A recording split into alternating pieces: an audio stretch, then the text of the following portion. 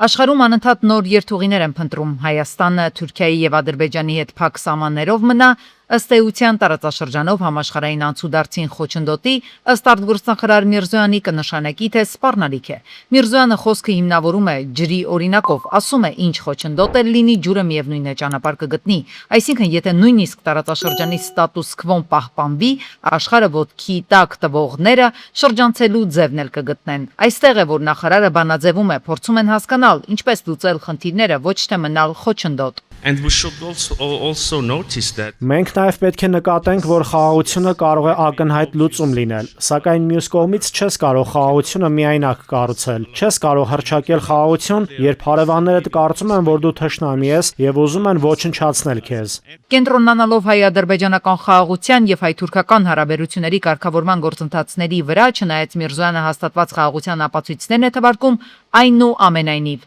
դեռևս չի կարող ասել, թե բոլոր հարցերը լուծված են, մասնավորապես հումանիտար խնդիրները։ Երևանում եվրոպական, ապա նաև այս երկխոսության դիվանագիտական ֆորումի մեկնարկից ի վեր առաջին անգամ հպանցիկ անդրադառնում են Բաքվում ապօրինաբար պահվող գերիներին։ we have had bloody conflict. Ունեցել ենք շատ արյունալի հակամարտություն, վերքերը շատ թարմ են, եւ երկու համայնքներն էլ դեռ կարիք ունեն իրական հաշտեցման։ Դեռ կան չլուծված հարցեր, մասնավորապես հումանիտար։ Պահվող անձինք ունենք, բայց ուղին շատ լավատեսական է։ Վերջերս իշխանությունից պնդում էին, թե Հայաստանի հետ հարաբերությունների կարգավորումը հայ-ադրբեջանական խաղաղության սպիդոմետրով չափող Թուրքիային հենց Ադրբեջանը չի թողնում բանակցել մեզ հետ, բայց հիմա Արարատ Միրզոյանը նշում է, թե Երևանն Անկարայի հետ նույնիսկ հրաշալի երկխոսություն ունի։ Several instances of Բազմաթիվ առիթներ են եղել համագործակցության։ Հենց երեք եւս մեր ներկայացուցիչները մի հուշագիր ստորագրեցին համատեղ վերականգնելու Անիի պատմական կամուրջը, որը Հայաստանի եւ Թուրքիայի սահմանին է, բայց ընդհանուր առմամբ սահմանը դեռ փակ է։ Վերադարձ Երևան-Բաքու բանակցություններին հարցը դահլիճից Լեհ փորձագետը Միրզոյանից հետաքրքրվում է, թե այժմ հատկապես ինչն է խոչընդոտում հայ-ադրբեջանական խաղաղության պայմանագրի վերջնական ստորագրմանը եւ թե Հայաստանի առաջիկա խորհրդարանական ընտրությունների արդյունքները ինչպես կազդեն արդեն իսկ ձեռբերված պայմանավորվածությունների վրա։ Որքան գիտեմ, Ադրբեջանը պահանջում է ձեր սահմանադրության փոփոխությունը։ Ինչպես եք հաղթահարելու այդ խոչընդոտը, քանի որ սահմանադրական մեծամասնություն կազմելը այնքան էլ հավանական չէ։ we have been thinking Պետք է ասեմ, որ չկա այդպիսի պահանջ։ Սահմանադրության թեման չկա երկկողմանի օրակարգում։ Դա նրանց ընկալումն է, նրանք այդպես են ասում, ես այդպես եմ լսել շարունակաբար։ Ու նրանք պատրաստ չեն ստորագրելու եւ վավերացնելու խաղաղության համաձայնագիրը, որը մենք ստորագրել ենք, եթե մենք չփոխենք սահմանադրությունը, բայց մենք կարծում ենք, որ Հայաստանի Հանրապետության սահմանադրությունը դա ներքին հարց է, ներքին թեմա է, որը վերաբերում է Հայաստանի Հանրապետությանը։ Հավանաբար հանրաքվե կունենանք սահմանադրության հետ կապված, բայց սա միջազգային գործընկերների հետ քննարկելու թեմա չէ։ Մեկ այլ Լեհ փորձագետ էլ Միրզոյանին ասաց, թե նույնիսկ իրենք, որ Եվրոպական միության անդամ են, դեռևս տատանվում են, վերջնական որոշում չունեն, միանալ Միացյալ Նահանգների Թրամփի նորաստեղծ խաղաղության խորհրդին, թե ոչ։ Հարցրեց, ինչպես տարածքով ավելի փոքր Հայաստանը միանգամից ընդունեց իր որոշումն ու միացավ այս կառույցին։ Արտգործնախարարն էլ պարզաբանեց, թե չնայած ՄԱԿ-ը դեռ անելիք ունի, նոր աշխարհակարգը նոր կարիքներ էլ է նաև առաջ քաշել։ Թրամփն առաջնորդեց գործընթացը, Հայաստանն էլ միացավ դրան։ Երևանն ուզում է օրինակ լինել աշխարհին, հայ-ադրբեջանական խաղաղությունը Միրզոյանի ձևակերպմամբ արտահանել։ Գյորջյան Կասկադ 60 ամիս փուլային վճարում բազմաթիվ առավելություններ։ Վերջին շրջանում հաճախ է խոսվում տարածաշրջանային հաղորդակցության եւ տնտեսական կապերի վերականգնման անհրաժեշտության մասին։ Այս տեսանկյունից ուշադրության կենտրոնում է Գյումրի-Կարս երկաթուղու վերագործարկման հարցը։ Հայկական եւ թուրքական կողմերը արդեն մի քանի անգամ գնահատել են վերագործարկման տեխնիկական պահանջներն ու պայմանները։ Փորձագետների դիտարկմամբ սա տնտեսության շնչառությունն ավելացնելու միջոց է։ Հետևաբար կա տրանսպորտային միջոցների դիվերսիֆիկացման կամ բազմազանեցման անհրաժեշտություն, թեպետ թեման բազմաթիվ անգամներ քննարկումների կենտրոնում է հայտնվել, առայժմ հստակ ժամկետներ չեն նշվում ծրագիրն իրագործելու համար։ Հիմա էլ մենք աշխատանքի ընթացքում տեխնիկական խնդիրներ ենք հայտնաբերում, որոնց մասին օրինակ մի ամիս առաջ չգիտենք, 2 ամիս առաջ չգիտենք եւ այդպես շարունակ, որովհետեւ չենք զբաղվել 40 եւ ավելի տարիներ, չէ, 40 մոտ 40 տարի չենք զբաղվել պատշաճ այդ ենթակառուցվածքով։ Պետք է հիմա գնահատենք կարիքներ եւ անցնենք գործի։ Հայաստանն ընթանում է եվրոպական մի շարք ստանդարտներին համապատասխանելու ուղիով։ Դրանցից մեկն էլ միկրոբիզնեսի շեմի բարձրացումն է։ Ներկայում միկրոբիզնեսի տարեկան շեմ համարվում է 24 միլիոն դրամը, սակայն գնաճային գործոններն ազդել են այս թվի վրա։ Կառավարության ղեկավարի խոսքով շեմը առնվազն կկրկնապատկվի հասնելով շուրջ 50 միլիոն դրամ։ Վերանայումների կարիք կա նաև շրջանառության եւ ավելացված արժեքի հարկի ոլորտներում։ Շրջանառության հարկի համակարգն էլ, այո, ես կարծում եմ, որ ինքը չի նպաստում բիզնեսի խոշորացմանը եւ բիզնեսի հաջողությանը եւ ավելին, այդ թվում գյուղատնտեսության ոլորտում մենք ավելացված արժեքի հարկի հետ կապված խնդիրներ ունենք, որ գործող հարկային համակարգի եւ շրջանառության հարկի եւ ավելացված արժեքի հարկի համակարգի պարագայում մենք չենք կարողանում ապահովել, որպեսզի մթերքը գյուղից ուղիղ մտնի խանութ, ուղիղ մտնի սուպերմարկետ։ Ըստ Փաշինյանի լուծումը հետևյալն է. շրջանառության հարկի համակարգի փոխարեն պետք է աշխատել ավելացված արժեքի հարկով։ Միաժամանակ պետք է գործի տարբերակված ավելացված արժեքի հարկ։ Ավելացված արժեքի հարկը գյուղմթերքի պարագայում լինի 0, որպեսզի նախ մի կողմից դա հնարավոր լինի, որ մարդիկ բերեն եւ վաճառեն, այսինքն ոչ թե վաճառեն, այլ մատակարարեն ռեստորաններին, ցանցերին եւ այլն եւ այդպես շարունակ, եւ մենք ուրիշ համակարգեր էլ կմտածենք, որպեսզի հարկային բեռը էականորեն եւ ընդհանրապես չավելանա, այլ ավելանա ոչ ստվերային տնտեսությունը եւ հարկային վճարումները ավելանան ստվերի կրճատման հաշվին, բայց դա իր հերթին կնշանակի, որ մարդկանց եկամուտներն էլ են ավելանում։ Հարկային քաղաքականության շեշտադրումը տեղափոխվում է արտոնյալ համակարգերից դեպի առավել թափանցիկ եւ ինստիտուցիոնալ դաշտ։ Միկրոբիզնեսի շեմի կրկնապատկումը եւ ավելացված արժեքի հարկի զրոյական դրույքաչափի կիրառումը գյուղմթերքի շրջանառության մեջ ոչ միայն սոցիալական քայլ են գնաճի պայմաններում, այլև ռազմավարական գործիք ստվերի դեմ պայքարում։ Փոխարինելով շրջանառության հարկը ավելացված արժեքի հարկով փորձ է արվում վերացնել բիզնեսի խոշորացմանը խոչընդոտող արհեստական պատնեշները, ստեղծելով մի միջավայր, որտեղ հարկային կարգապահությունը դառնում է տնտեսական աճի եւ եկամուտների օրինական ավելացման հիմնական երաշխիքը։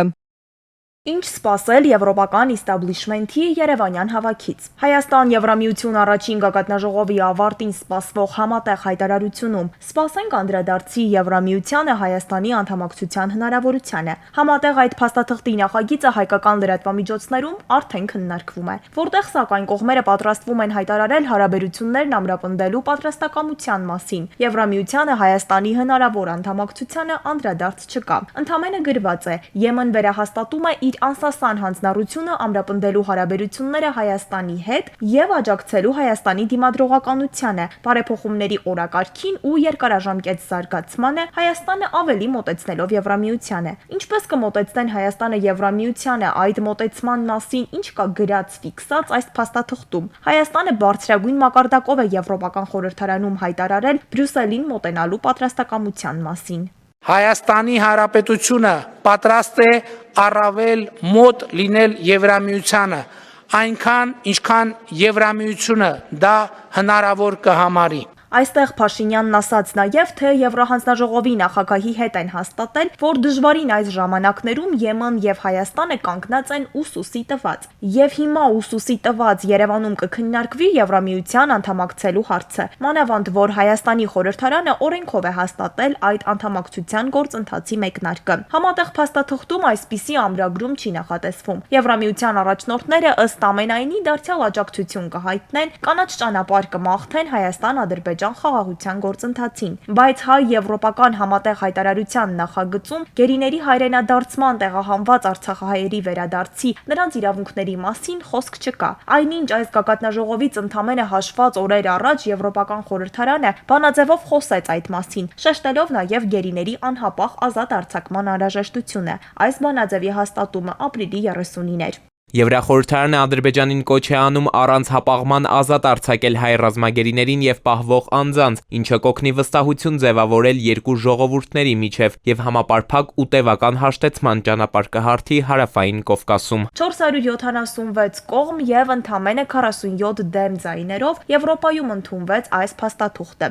Հիմա սակայն Բրյուսելից Երևան ոչ մի անդրադարձ չի լինելու բանաձևով հաստատված խնդիրներին։ Իսկ Եվրախորհրդարանում հաստատված բանաձևերը հայ հայտնի է, պարտադիր կատարման չեն։ Դրանք խորհրդատվական են։ Բրյուսելը Երևանում ըստ ամենայնի կխոսի նաև վիզաների ազատականացման հարցում նշանակալի առաջընթացի մասին, եւ փուլային այս գործընթացը այս տեմպերով կտանի վիզաների ազատականացմանը, միայն թե 3-ից 4 տարի անց։ Հայաստանին ֆինանսական նոր հատկացման մասին խոսք չկա, իսկ հայկական խորհրդարանական ընտրություններից առաջ Եվրամիության վերնախավը փաստաթղթերի նախագծով շեշտում է. Հայաստանի ապագան պետք է որոշվի ազատ եւ ժողովրդավարական ճանապարհով իր քաղաքացիների կողմից առանց արտաքին ճնշման։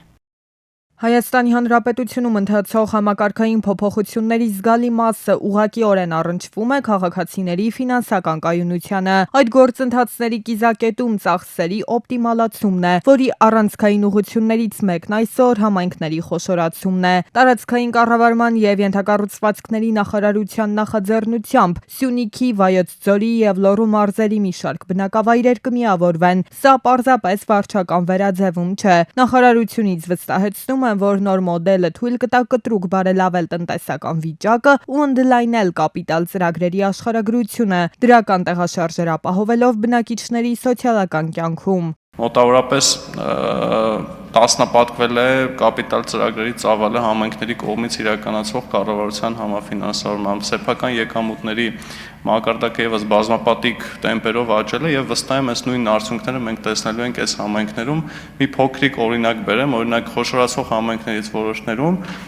աշխատավարձի ֆոնդը ավելի մեծ է, քան իրենց սեփական եկամուտները։ Սա հստակ ցուցիչ է, որ այդ համայնքը արդեն պետք է գնա խոշորացման։ Տնտեսական վերափոխումներին զուգահեռ պետական գանձարանի համալրման կարևոր աղբյուր է դառնում նաև արդարադատության իրականացումը։ 2024-ի վերջից մինչև 2025-ի ավարտը քրեական տարբեր վարույթների շրջանակում վերականգնված միջոցների միասնական հաշվին է փոխանցվել շուրջ 40 միլիարդ դրամ։ Դատախազության տվյալներով նախորդ տարում քրեական վարույթների ավարտի ցուցանիշն աճել է գրեթե 10%-ով։ 25 թվականի ընթացքում դատախազության բացառիկ պետական եւ համայնքային շահերի պաշտպանության լիազորության շրջանակում կայացված դատական ակտերով, ինչպես նաև դատախազական ներգործության միջոցների կիրառման արդյունքում Հայաստանի Հանրապետությանը եւ համայնքների սեփականությանը կամ տիրապետմանն է վերադարձվել նախնական գնահատմամբ շուրջ 66 միլիարդ 934 միլիոն դրամ, շուկայականին մոտարկված կադաստրային արժեքով 124 գույք։ Այդ թվում մանկապարտեզ, մշակույթի տուն, մարզադաշտ, բնության հուշարձան, պուրակ, հողատարածք, անտառային տարածք թվարկումը կարելի է շարունակել։ Իրավական ոլորտի դրական միտումները հաստատվում են նաև կոռուպցիոն հանցագործությունների նվազմամբ։ Երկրորդ տարին անընդմեջ այս ցուցանիշը գրանցում է անկում։ 2024-ին կոռուպցիոն հանցագործությունների թիվը կազմել է 1116, 2025-ին 996, 32 գործով 55 անձ արդարացվել է։ Վերջին 8 տարիների միջինացված ցուցանիշների համեմատ 25 թվականին 2.5%-ով նվազել է կալանքը որպես խափանման միջոց ընտրելու դատարան ներկայացված միջնորդությունների տեսակարար կշիռը մեղադրյալների ընդհանուր թվի համամասնությամբ։ 25 թվականին ավարտվել է 3495-ով կամ 9.2%-ով ավելի քրեական վարույթ, քան 2024 թվականին։ Թե համայնքների խոշորացումը եւ թե ապօրինի միջոցների բռնագանձումը չափվում են ոչ միայն միլիարդավոր դրամներով կամ չոր վիճակագրությամբ, այլ քաղաքացու կյանքի որակի փոփոխությամբ։ Պետական բյուջե վերադարձված տասնյակ միլիարդները եւ կառավարման նոր մոդելները կլինեն արդարացված միայն այն դեպքում, երբ օրինակ Սյունիքի, Վայոց ձորի կամ Լոռու մարզի հեռավոր բնակավայրի բնակիչ իր առօրյայում զգա այդ կապիտալ ծրագրերի իրական ազդեցությունը։ Հայաստանն անցնում է տնտեսական ու իրավական վերափոխումների միջով, որտեղ արդյունքների վերջնական գնահատականը կտա ժամանակը։ Թմրամիջոցների շրջանառությունը երկրում աճել է։ Անցած տարի այդ շրջանառության դեպքերի թիվը կազմել է 3631, նախորդող 2024 թվականի 3017-ի դիմաց աճը կազմել է 614 դեպք կամ 20.4%։ Հանցավոր արարք կատարած անձը պիտի մեծամասամբ կասկածներ ունենա, այլ չեմ ասում համոզմունք, որ բացահայտվելու է։ Վերջին շրջանում Հայաստանում մենք տեսնում ենք միայն պատիժների խստացում, իր լուծումը այդ խստացումները գտան նոր քրեական օրենսգրքի ընդունումով, եւ վիճակը ոչ թե դեպի լավը գնաց, այլ հակառակը։ Այդ բայց դասեր դրանից որևէ մեկը չի քաղել։ Թմրամիջոցները վաղուց վերածվել են սոցիալական եւ քրեական լուրջ մարտահրավերների, ազդելով ինչպես անհատի, այնպես էլ ամբողջ հասարակության վրա։ Փոխվում են տարածման ձևերը, ներգրավվող խմբերը եւ ցավոք այս շղթայում հայտնվում են նաեւ երիտասարդները։ Գլխավոր դատախազը խորհրդարանում հայտարարեց, թե պատժի խստությունը այս հարցում չի օգնելու։ Ընդհակառակը, դա բերելու է սև շուկայում թմրամիջոցի գնի բարձրացմանը։ Այստեղ կանխարգելման գործառույթը հատկապես անչափահասների պարագայում պետք է դրվի քրեական քաղաքականության հիմքում եւ տարօրինակ ձևով լուծումը այլ տեղ է, քան մենք փնտրում ենք։ Լուծումը զբաղվածության մեջ է։ Պատասխանատուների կարծիքով անչափահասների շրջանում կախվածությունների մակարդակը կարող է նվազել, եթե ապահովվի նրանց բավարար զբաղվածությունը սպորտով եւ մշակութային ծրագրերով։ Ըստ մասնագետների նման նախաձեռնություններ ներկայումս բավարար չափով չեն իրականացվում։ Ըստ պաշտոնական տվյալների աճել է նաեւ 2025 թվականի ընթացքում թմրամիջոցների հետ կապված հանցագործությունների բացահայտման ցուցանիշը, կազմելով 26.3%, նախորդող տարվա 13.8%-ի դիմաց։ Մասնագետների կարծիքով, սակայն իրավիճակը վերահսկողությունից դուրս է գտնվում։ Եթե օրինակ 1000 անգամ աճի թմրամիջոցների ապօրինի շրջանառությամբ, դու էլ 500 անգամ ավելացնես բացահայտումը, դու տանուլ ես տվել այդ պատերազմը։ Այդ օրենքները աշխատացնել է պետք։ Ռեսուրսները ճիշտ ուղղությամբ ծախսել, կենտրոնանալ աշխատանքի վրա։ Մասնագետները նշում են, որ թմրանյութերի ապօրինի շրջանառությունն այլևս չի սահմանափակվում ավանդական մեթոդներով եւ ակտիվորեն տեղափոխվել է թվային հարթակներ, կիրառելով օրինակ կոդավորված հաղորդակցությունը։ Նրանք նաեւ արձանագրում են, որ սոցցանցերի միջոցով թմրանյութերի վաճառքը դարձել է ավելի հասանելի, իսկ որոշ դեպքերում մարդիկ խուսափում են համագործակցել իրավապահների հետ հետագա խնդիրներից խուսափելու համար։ Պետք է ուժեղացնել այդ թվային հարթակների վերահսկողությունը, թե քննչական կոմիտեի մակարդակով, թե ոստիկանության կողմից, պետք է կենտրոնանալ ոչ թե կատարողների վրա, այլ կազմակերպիչների այդ ֆինանսական հոսքերի բացահայտման վրա։ Կոնկրետ աղբյուրի դեմ հատկապես պետք է պայքար տարվի։ Թմրամիջոցների դեմ արդյունավետ պայքարը ըստ մասնագետների պահանջում է հստակ ռազմավարություն եւ ռեսուրսների ճիշտ բաշխում։ Առանց համակարգային մոտեցման խնդիրը շարունակում է մնալ օրակարգային կարեւորության։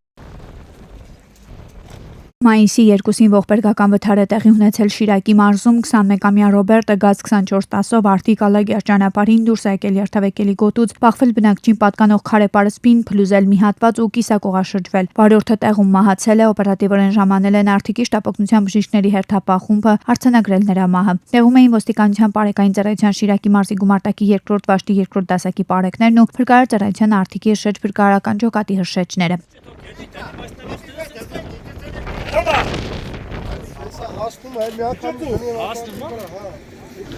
Ավտոմեքենան կարելի ասել վերածվել է մետաղե ջարդոնի։ Եվս մեկ ողբերգական վթար մայիսի 1-ին է տեղի ունեցել Տավուշի մարզում։ Հոնդա Ֆիթը Թեղուտ Հաղարծին գյուղամիջյան ճանապարհին դուրս է եկել երթավեկելի գոտուց, մոտ 30 մետրից ընկել ու հայտնվել Երևան-Սևանի-Ջևան ճանապարհին։ Վթարի հետևանքով 38-ամյա Ալմարան, 12-ամյա Նարեկը, 3-ամյա Սերգոն եւ 14-ամյա Նարեն Դիլիջան բժշկական կենտրոն են տեղափոխվել, սակայն ճանապարհին 14-ամյա Նարեն գիտակցության չգալով մահացել է։ Հավաքվածները հայտնել են, որ վիրավորներն ու մահացած ընտանիքի անդամներն բնակվում են Հաղարծինում։ Մինչև